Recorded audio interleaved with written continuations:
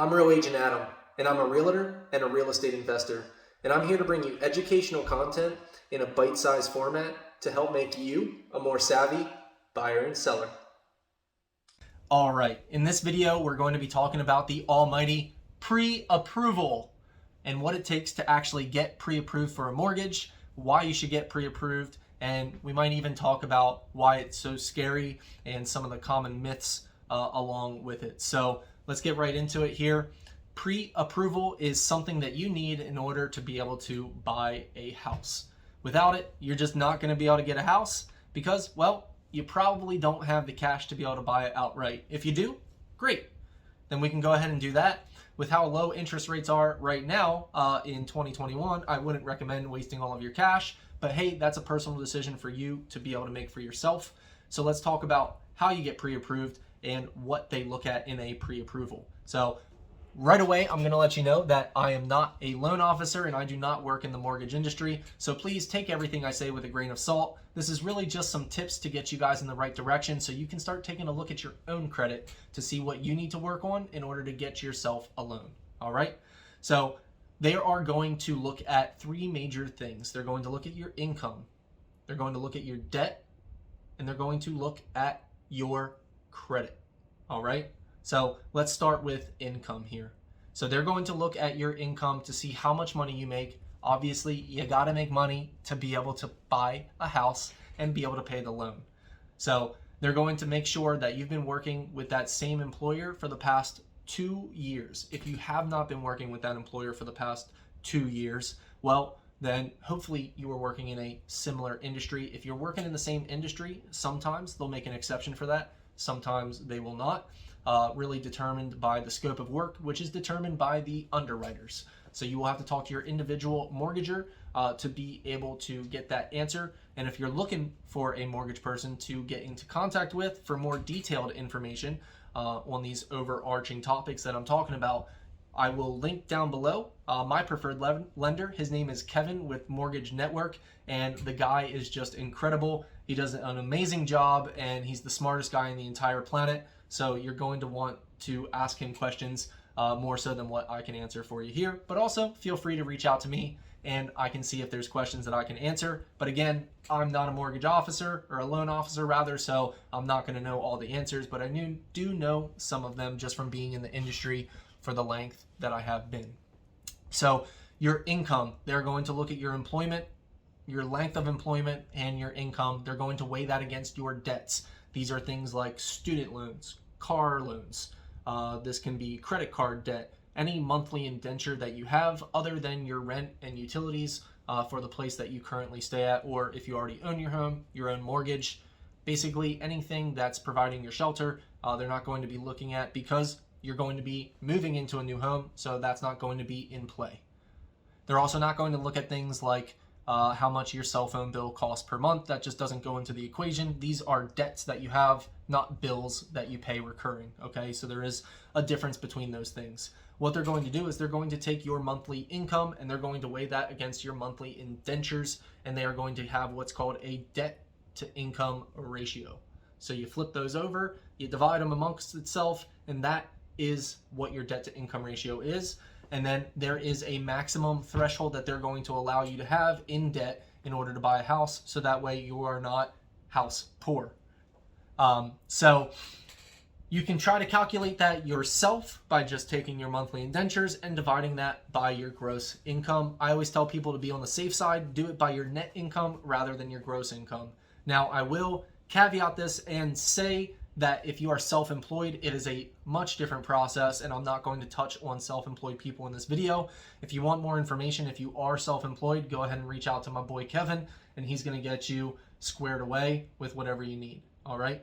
So income, debt, and the bad boy of the room is going to be your credit.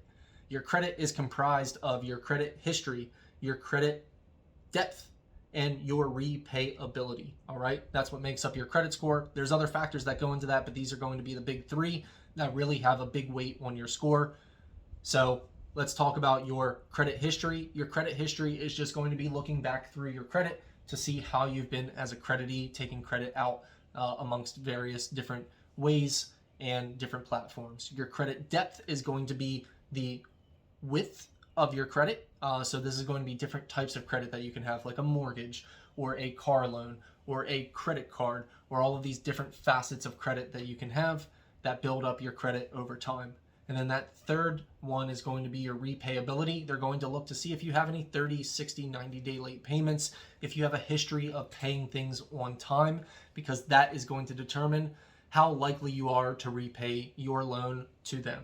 You have to remember they're giving you a large sum of money, so they have to ensure with some reasonability that you are likely to repay that money to them, so that way they're not making a bad investment on you.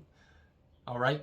So that is the bare basics of what they're looking for in your credit when you go to apply for a mortgage. You put all of those factors together, and that is going to determine your eligibility if or if not you are able to get a mortgage. Now, why do you need a mortgage? Well, like I told you at the beginning of the video, you need a mortgage because you probably don't have the cash to be able to buy it outright.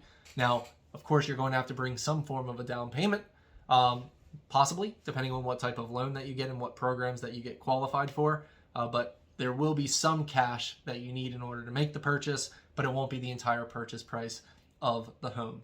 And I know a lot of people out there are saying, well, Adam, I'm just not ready to go and get my pre-approval. What happens if I don't get pre-approved? You're absolutely right. If you're not ready to get pre-approved, don't go out there and try to get a pre-approval. But also, I want to let you know that that doesn't mean you can still go out and still search for homes. You can online and take a look at them, but don't waste a realtor's time taking you out there and showing you all of these homes when you're not pre-approved and you're not ready to make a purchase.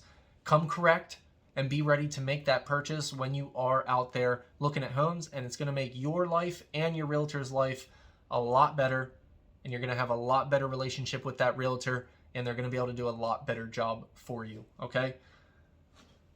So, when you are ready to pull the trigger, they are going to do a hard pull on your credit, okay? It will have some negative effect on your credit. Sometimes it can be a little, other times it can be a lot more. It really is situational to determine how that's going to play out. But at the end of the day, if you want to be able to buy a home, you're going to have to take a chance and pull that credit.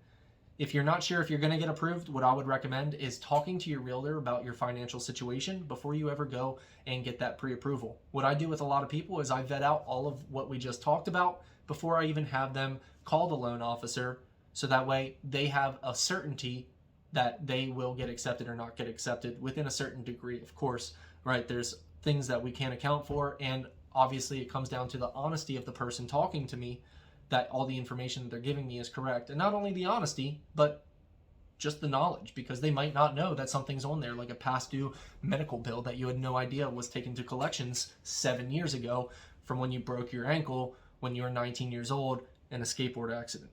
So all of these factors come into play. But at the end of the day, you have to get that credit pulled in order to get that pre-approval, in order to get a house. So if you're serious about buying a home, give me a call or give your local realtor a call. Talk to them about the process. See if it makes sense for you to get your credit pulled right now. Pull the trigger, get your credit pulled, get that pre-approval, and get yourself a home. All right. Thank you so much. I appreciate you watching this little video. And if you like this video and you like the content that I'm putting out here and you want to see more of it, do me a favor, give this a thumbs up or a like, depending on what platform you're watching me on. And go ahead, like all my channels, subscribe to my YouTube channel for more content. Thank you so much, everybody. Real Agent Adam here, and I'll catch you on the next one.